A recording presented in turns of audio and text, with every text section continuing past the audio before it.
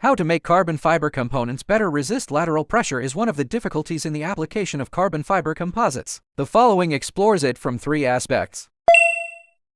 Lateral pressure can easily cause delamination between layers, which mainly depends on the performance of the resin. High-toughness resin can be chosen, as its better ductility can effectively prevent delamination. At the same time, in terms of fiber selection, plain weave or twill weave fabrics can be chosen, which can better cope with multi-directional stress. During the layup process, different angle layup combinations such as 0, 90, and 45 can be selected to avoid layup in a single direction, which can better cope with multi-directional composite loads, including threats from the side. At the same time, the sandwich structure can be reasonably used between the non-stressed surface layers to improve the overall efficiency.